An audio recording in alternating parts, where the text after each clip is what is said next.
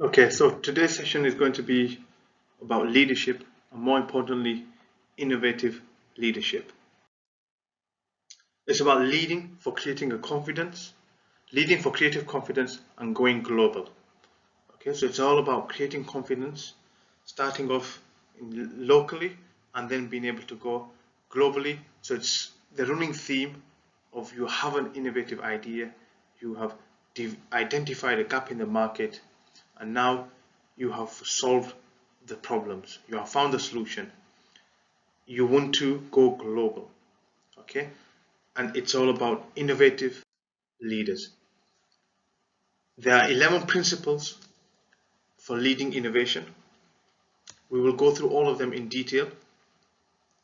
So, small wins, superstars and lone geniuses, blend experts and novices, build stable and small teams, wisdom, learn how and when to fight. Innovation requires extreme optimism. Bad is stronger than good. Got their backs. The best management is sometimes no management at all. Avoid the small talk trap. So it's making sure that you have these 11 principles that will allow you to become an innovative leader. Someone who is leading their team to success, to becoming this entrepreneur. You have identified your solution, you've developed a business model, and part of this is to have or to be an innovative leader. So we'll go through all of these one by one. The first one is small wins, and this is all about making sure that you break the long-term goal, the long-term success into smaller, manageable, winnable chunks. Okay, so it's small chunks. You complete this small chunk, you've won, you move on to the next one. You're creating the building blocks. You will never be able to successfully win if you look at the long-term goal and try to tackle that in one task, in one go. You have to create and break the larger long-term objective into smaller wins. And these smaller wins, I'll repeat it again, these smaller wins are the chunks. So if we use an example, for example, let's say we develop a product and we introduce this to the market locally. So we'll say we introduce this to UAE. Once this becomes successful, we gain confidence. We have succeeded in achieving this small milestone. We then say, okay, the next task is to tackle the Gulf region. So we go and we introduce this to the Gulf region and we succeed and we win. It gains more confidence. Then slowly you can start to expand out and go globally. Another example is, for example, if you want to develop a product, you may need to develop that product in smaller chunks. So first you tackle a small aspect of that product, and then you add a little bit more to it and you tackle a little bit more of that product, and slowly you will get to the final goal. You will achieve your long-term goal of developing this product. Okay, so you have to create smaller chunks. This will allow you to gain in confidence by succeeding in smaller chunks. The other element of this is if you present this long-term goal, long-term product, this huge project, then it can freak your employees out. It can make them overwhelmed. They start to stress out and they think it's not possible. Whereas if you break it down, okay, we'll tackle this activity first, or we'll do the small product here, and then we'll move on to the next one, and the next one, and the next one, and then we'll eventually be able to put it all together and it'll be a successful product. This is very important. Break down the campaign into smaller, manageable steps. Okay. This can also be used, or is also used, as a stepping stone to success. So the small wins are stepping stones to success. Again, the small wins will allow you to gain in confidence. It will give you the confidence to be able to tackle the next challenge and to be able to succeed in that next challenge, eventually making you succeeding to the final product. Even the biggest accomplishments and victories rest on a series of intertwined small wins. The best bosses frame what they do as a series of manageable and doable steps, which leads to better decisions, sustains motivation, and stops people becoming overwhelmed. The next principle is superstars are not lone geniuses. No company, organization, product is successful on its own. You have a team behind you. You're working as a team to develop this product, develop this service, develop this application, develop the new phone, whatever it may be. You have a team, and this is represented in the pictures here. You can see Google. It's not just one person. It's a group of people. It's a team that developed Google and are continuously developing Google. Similarly here with Edison, it's not just the one person on its own. It's a group of people. It's a team of people. Okay, so the point here, the principle here, is that you are not going to be a superstar on your own. You are a superstar as a group, as a team. Okay, this lone inventor is just a myth. All of the great inventions are based or developed through teams, networks. Okay, so it's very important to understand that you are not going to succeed alone. You're going to succeed when you are part of a team. People who spread their ideas are the real superstars. They spread their ideas to others. They borrow ideas from others. And most importantly, when they borrow those ideas from others, they give them credit. It's very important that when you are borrowing ideas from others, you give them credit. And there's nothing wrong with this. Okay? So you are taking ideas from others and using that and channeling that and adding your own spice, if you like, to make your product. But at the same time, you're acknowledging that you are using somebody else's ideas. And there is nothing wrong with that. And that is actually commendable. It helps others succeed. Okay? So those are the real superstars. Those that share their ideas, that work in a team, even borrow ideas from others. This is someone who is a superstar.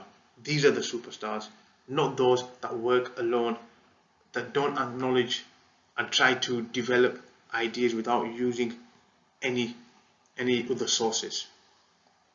So keep this in mind. Another principle of innovative leaders are blending experts with novices, and this is fantastic. This is something that really is seen on a regular basis. It's become more and more frequent. You are blending the experts with the novices, people who know what has to be done, what can be done, and what can't be done, with people who don't know what can't be done or what is impossible. Okay, so this is allowing you to not only develop other people around, but it will allow you to produce new ideas, new ways of doing things. Because novices, they won't know what is impossible. It also allows you to test the capability of the novice. So you are blending experts with novices, and a lot of the organizations that I've worked for have started to do this.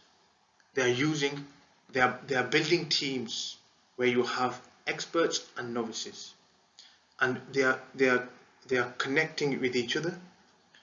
They are sharing the ideas, so the experts will share their ideas, this is how it's done, and novices will share their ideas and will potentially go beyond what they feel are the barriers to allow new ways of working, new ideas to be developed. So again, blending experts and novices, if you can develop, if this is something that you can implement in your organization, it will lead you to success. So you see here some images, some pictures of blending experts with novices. No information is given on who these people are. I leave this for you to discuss, investigate, research, and see what information you can gather regarding these two images. Okay, so it's blending experts with novices. Building small teams, small and stable teams, is another key principle of innovation, innovative leaders. Small teams allows you to remain stable. Small teams allows even less conflict between members of that team. Small teams become stable, and by having small teams, you are potentially leading to success. You are a good leader, a good innovative leader who builds small teams, small stable teams, and you're allowing small teams to work on elements of within your business, elements of your product. And what this is doing is it will allow you to develop the product with less conflict, more stability. Hackman's law, which is the rule of mentions his rule of thumb, or my rule of thumb, is that no work team should have memberships in the double digits. So basically, you've got teams that are in single digits.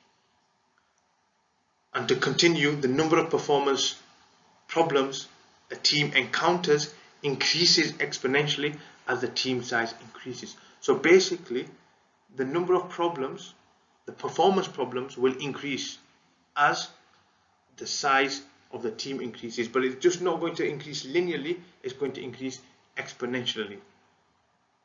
So it's important to have small teams, small stable teams that will then work on your product, work on developing new ideas, and this will create less problems, less conflicts.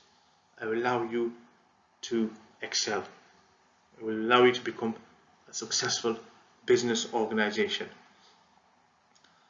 If we take a quote from Adam Lashinsky, Apple, we all know Apple. Apple also consciously tries to behave like a startup, most notably putting small teams on crucial projects. Just 2 engineers wrote the code for converting Apple Safari browser for the iPad. Okay, so again, it re-emphasizes the point where working in small teams allows you to develop the product with the least amount of problems. So Apple, huge organization, must have many hundreds and thousands of people working for them, but they still try to behave as a startup, still try to behave where they have small teams working on the crucial projects. So they've developed small teams to work on the crucial projects, just to emphasize the point that small teams leads to success. So a true innovative leader will always keep this principle in mind. Wisdom. The best bonces dance on the edge of overconfidence, but a healthy dose of self-doubt and humility and saves from turning arrogant and pig-headed. So basically, what we are saying here is confidence is good, but don't become overconfident. There's a fine line between someone that is confident and someone that is overconfident. don't be overconfident. Okay, having some self-doubt is not a bad thing, it's a good thing. Granted, having too much of this won't be a good thing. However, having a small dose of self-doubt is healthy, is someone who is a healthy leader. It saves them. It actually prevents you from becoming arrogant or being seen as arrogant, someone that is big-headed. Okay, so it's very important to understand and identify that line where you feel that you're confident in what you're doing, but don't be overconfident. Have that self-doubt in you. So you may be an expert in a particular field, but always there will be an element where there is something that you don't know. And don't think you know everything. If you don't know something, have the courage to ask. You don't know something, you don't know, tell me more about this. Okay, explain to me the details, so that you understand. So it's about making sure that you are not overconfident. Don't be this person. Don't be this leader, or don't think you are a leader if you are overconfident, because you are not. Overconfidence is very dangerous, and it's a very fine line. The attitude of wisdom, the courage to act on what you know, in concert with humility to doubt your assumptions and actions.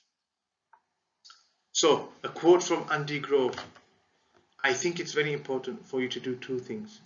Act on your temporary conviction as if it was a real conviction, and when you realize that you're wrong, correct course very quickly. So basically, what it's saying here is, have conviction in what you do. Have conviction in what if you believe in something, have conviction in that. However, as soon as you realize you are wrong, correct the course very quickly. Make sure you correct yourself.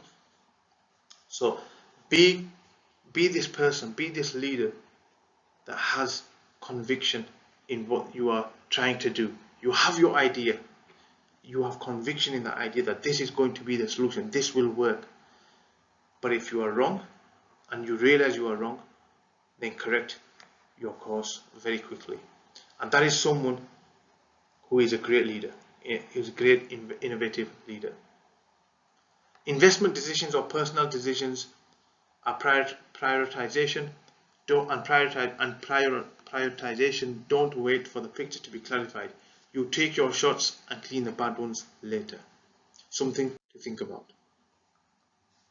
So we move on to the next principle. Intuit, initial idea on design models. You look at this model, you look at this design model, and just by looking at it, it becomes overwhelming. It's difficult to understand what's going on here. You have a discovery, you define it, you design, then you deliver. You've got all sorts of things going on here. It's just too complicated. It's not simple. We need something simple. And here we have the same thing, the same concept, but something that you can visualize, something that is not overwhelming, and you can understand very clearly. Still a design model. This is referred to design for delight model, but you have empathy. You have go broad to go narrow, and then you have rapid experiments with customers. So this is basically a design model. So you understand the customer, you understand their problems, their needs. You then go broad to go narrow, to then finalize your idea, find the solution, and then you do the experiments with the customers. Design for delight model. You compare this with the previous one. This is very simple. It's very easy on the eye. It's very easy to understand. So this is something very important. Just as all 11 are important for innovative leaders, this is equally as important. Learn how and when to fight. And this is not something that I mean, of course I believe in this, definitely believe in this, but this is definitely something that I'm a great champion of. Okay, I champion this all the time. I feel this is something very important. Learn how and when to fight. Okay, the best leaders, the best managers, best directors are those that have a team around them that have this questioning attitude, that will not just say yes, yes, yes all the time. We don't want yes men or yes people. We also want people that will challenge us. If you have someone that challenges your idea, challenges your opinion, then it will make you think. You may not initially agree with this person, but it will make you think. Okay, so innovation happens when people respect each other, but fight like crazy over ideas. So you are fighting. You are fighting each other. I think my solution is best. No, you think somebody else is their solution is best, and you're fighting with each other. Okay, you're having this fight, but then you agree. So hallmarks of an effective creative abrasion: strong opinions, a weakly head, and fight as if you're right, and listen as if you're wrong. So you are going to fight to say that you are right. You're convinced your idea is the right idea. Your solution is the right, correct solution. However, when you are listening to the other person's idea, other person's concept, listen as if you are wrong. And this is something that I can't emphasize enough. It's very important to have members in your team who will challenge you, who will challenge you, because when they challenge you, you will become better. You will find potentially a better solution, a better product, a better service. They will point out to you, this is the reason why you are incorrect, why you are doing something wrong. And I've seen this firsthand. I firmly believe that if you have a team around you who will challenge you, then you will be a better manager, you will be a better leader. If you have a team around you who do not challenge you and are always agreeing with you that you are correct and you are right in everything that you are doing, every decision you are making, you are correct, every idea you are developing is correct, then you will not be a good leader and you will not be successful. When two people in businesses always agree, one of them is unnecessary. Okay, this is a quote from Wrigley. We all know about Wrigley. I'm not going to spend too much time on that. I've been fired for being disruptive several times, but this is the first time I've been hired for it. Okay, so being disruptive is a good thing. Okay, it's not something that initially we think of being disruptive is a bad thing, but no, it's a good thing. So it re-emphasizes the point that I made earlier in the previous slide. It's about having someone that is going to be challenging you. Challenging behavior is healthy for the team. It's healthy for the business, the organization. So it's learning how to fight and when to fight. And that's also important. Okay, maybe I haven't mentioned this. Learning how and when to fight. So you know that, okay, yes, I agree, but then there's going to be a time where no, I don't agree. So it's not something that, okay, every single time you're going to disagree, every single time you're going to fight with them. No, you are going to be, yes, I agree, but then when something that you don't agree with and genuinely don't agree with, and you're convinced, you have that conviction that you are not agreeing with something, then you can fight. You can fight for your idea. You can fight for your solution. You can fight for your product.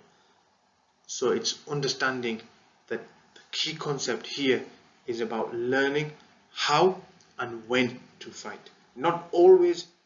It's not healthy to always fight. What is healthy is to know how to fight, but also when to fight. Okay, this is very important. So when not to fight, do not fight when generating ideas such as brainstorming. So you're not fighting, you don't want to create a fight when you're brainstorming. You don't want to argue when you're, because at this stage you're just coming up with different ideas. So you're brainstorming. So at this point there's no need to fight. Okay? It's only when we are going to finalize, say for example, we are going down one particular route, we identify one particular solution, we're creating a short list of solutions, that's when you may want to fight. That's when you may want to justify why your idea, why your concept is providing a better solution. So Intel's motto, so we're still sticking with the same principle of learning how and when to fight. And Intel's motto is disagree and then commit. This is a really interesting motto, and if we truly understand this, this will help us become successful leaders. Stop fighting after decision is made, otherwise it undermines implementation. So basically what this means is you are fighting, you've got your idea, your colleague has their idea, and you're fighting. You are trying to justify why your idea is better than their idea and vice versa, why their idea is better than your idea. You're fighting, and then comes a point where you have to make a decision. Okay? And so you decide on a particular solution, a particular product. This is the way we are going to move forward. What do? You then accept, and you don't continue to fight. You say, okay, now that we accept this product, I am going to fully support this. I'm going to give my full backing, and where required, I will support to deliver this product. So you are disagreeing, okay, you've disagreed, then comes a point where you agree and you are committed to this idea. It's really interesting motto this, and this is also really important.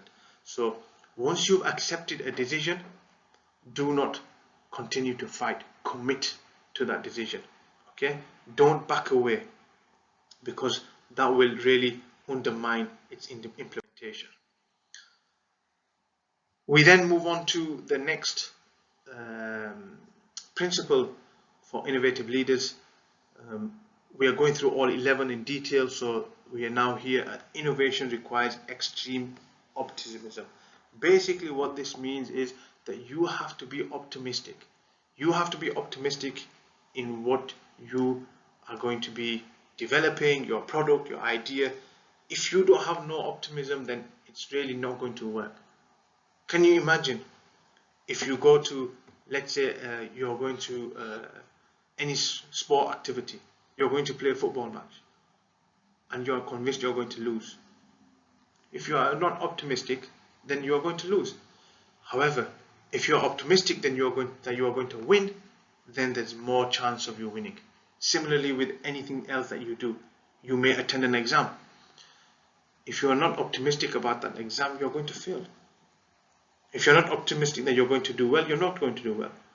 So you really require optimism in everything that you do, in any idea that you have, if you want to go ahead with this business, if you've got your idea, you've developed, you've gone through the process, you're innovative, you've developed your idea, and now you are convinced that this is going to be the best product on the market, and you're going to take this to the market.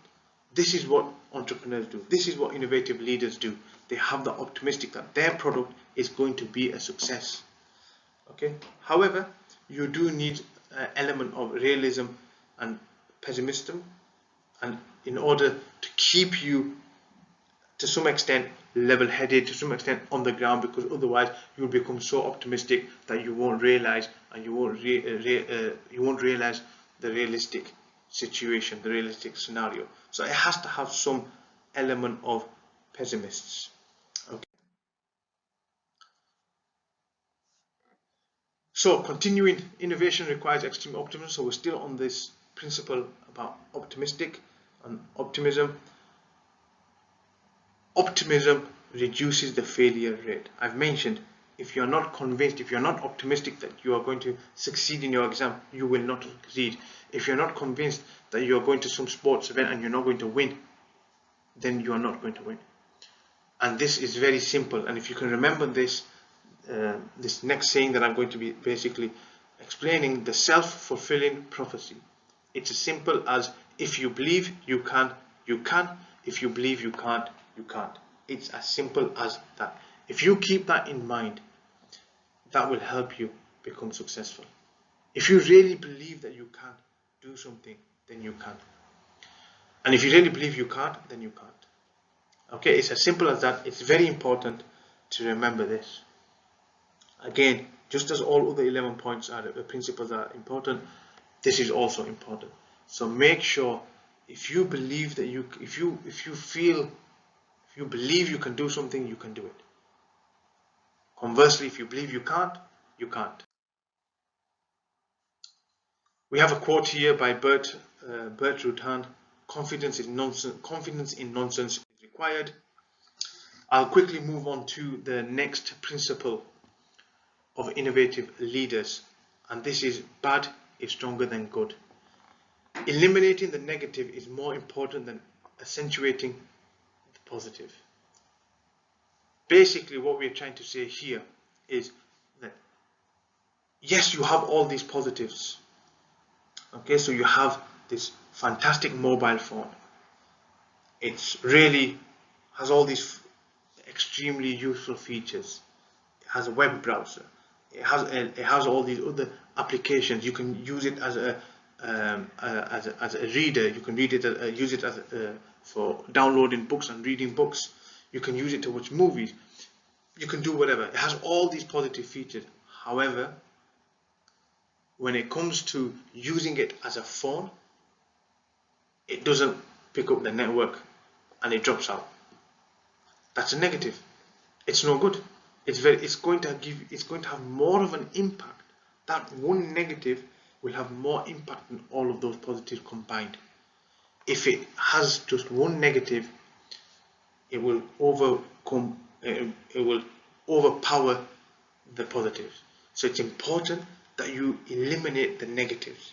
So that phone has all these positive features, but now it doesn't drop out. The network does not drop out. It allows you to call, receive messages, receive calls, make calls, send messages, browse the internet, anywhere, in any building, in any location. That is eliminating the negatives. You are basically making sure that in order for your product to be successful, you are reducing and eliminating the negative. Rule of thumb here is negative interactions pack 5 times the volume of positive interactions. Basically, the impact on negativity on your product is 5 times that of a positive impact. So 5 times more. So if you feel that you've got a really positive product here and you've identified all the positives,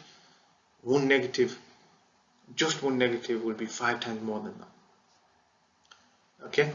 Also, bad is stronger than good. It's not just in terms of product. It's not just in terms of this product has some negativity. It could also be in terms of people and personnel. So you have a team, okay, where one person in that team is a negative person, is selfish. Then that will not help you.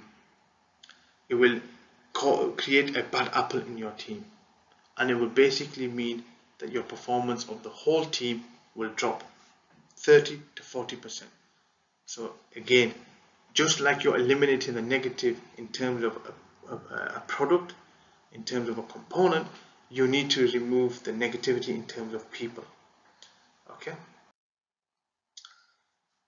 I've mentioned the 5 to 1 rule. So basically, I've mentioned that 5 times negativity has 5 times the impact of positivity.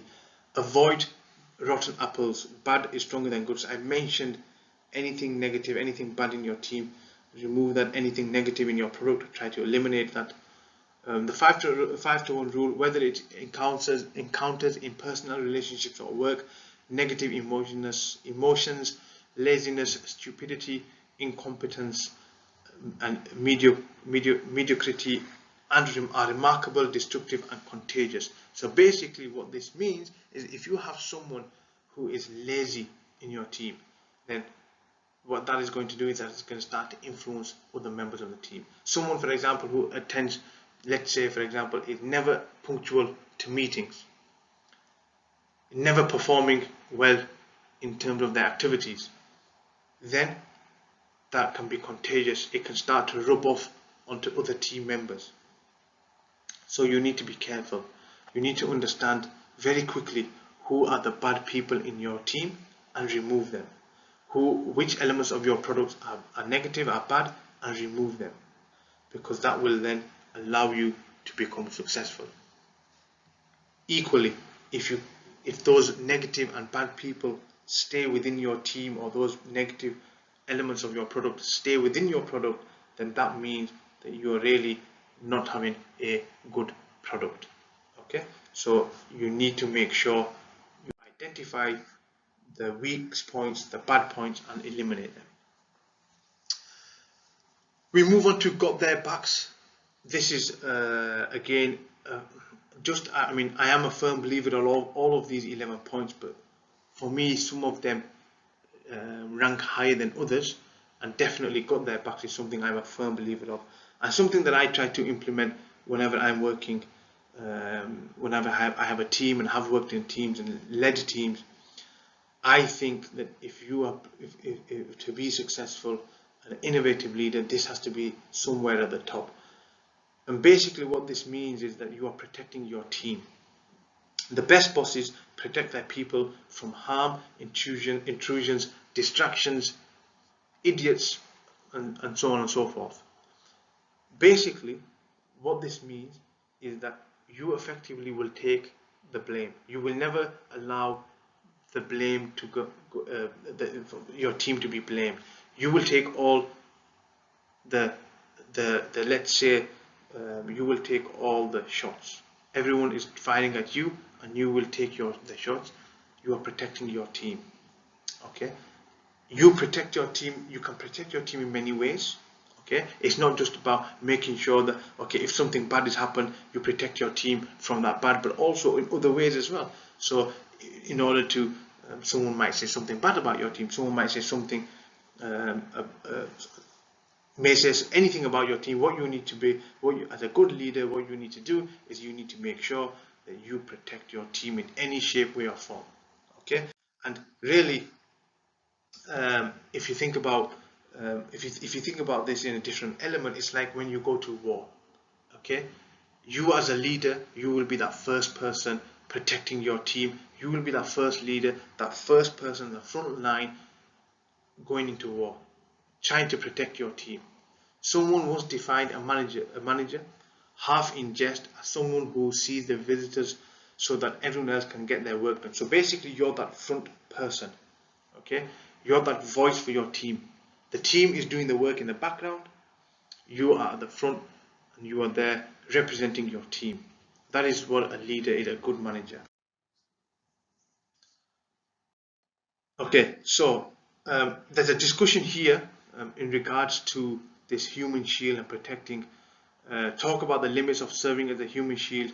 When is it a bad idea? We'll use this discussion. We'll use this in a different session, but definitely work in your peers and just think about this. And come up with some ideas, and we'll use this in our work activity session. The best management is sometimes no management at all. Managers often underestimate the value and don't realize the damage caused by watching and nagging employees. And I can give you an example of this, both sides of this.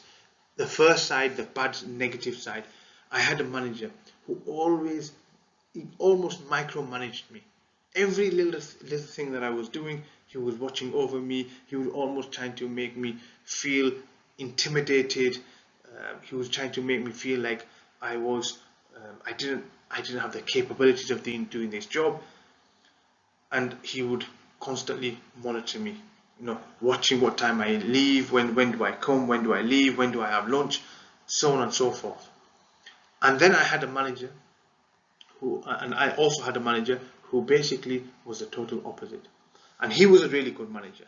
And the reason why was because his motto, and this is basically emphasizing this principle here, was that he didn't care when you came to work, when you left. He didn't care in regards to any of this.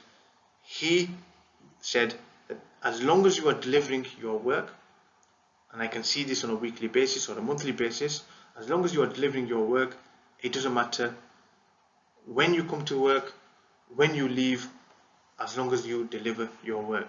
And that's important, especially in today's society where we are becoming more flexible, and we have to take this into consideration. So it basically means that what you're doing here is you're not really bothered about when they arrive at work, where they are working, how many hours are they working. At the end of the day, it's all about the deliverables. Are they delivering the activities, the scope of work that they are due to, that they have to deliver? So you might have in a week, let's say for example, you need to deliver 2 or 3 deliverables, 2 or 3 objectives. Are you delivering those? If you deliver those, it doesn't matter how long it took you to deliver, where you did this, as long as you delivered in the time frame.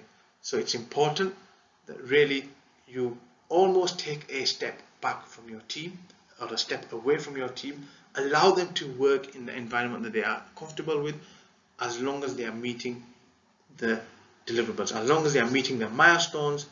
Doesn't matter about where they are doing this, how they are doing this.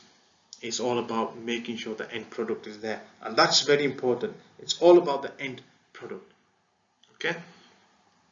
Or at the same time, you need to make sure that there are certain boundaries you need to be working under, but it's important to remember you don't want to be micromanaging, you don't want to be nagging them, you don't want to be always watching your watch clock, what time they arrive, what time they leave, how long are they taking to do a particular activity.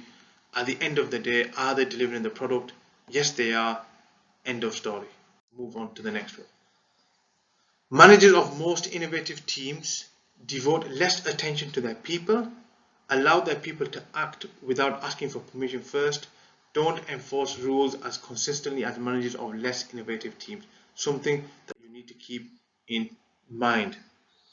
After you plant a seed in the ground, you don't dig it up every week to see how it's doing. Okay, and this is a really interesting quote, because really it symbolizes this principle. When you plant a seed, it takes time for the flower to grow. It takes time for the seed to become this plant or tree or whatever it's going to be. You don't dig it up every week to see how it's doing, because otherwise you're going to destroy it, and it's never going to come to fruition. Again, the team works in the same way. Don't dig up the seed every week. Don't micromanage your team. Let them get on with the product, let them get on with what they're doing, and at the end you will see the fruits of that.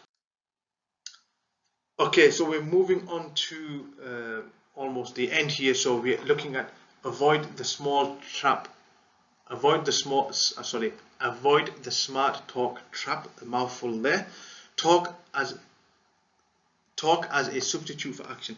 So basically, the principle here is don't be someone who just talks and talks and talks. Basically, walk that talk. Basically, be someone who is active, who is showing, rather than using their talk to show, they are using their actions to show.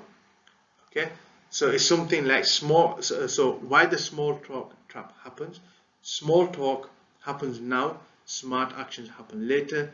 Some organizations and bosses make things worse by rewarding small talk rather than smart action. So the concept here is basically don't talk. Don't be a smart talker. Be someone who is a smart actor. Be someone who is basically delivering with their actions and not with their talk. And that is something very important as a leader. Linking talk and action, simple language and repetition. So just use simple language. Be repetitive if you have to. Don't use acronyms, and don't try to be clever. Don't try to be the smart person. Just use simple language, and that will help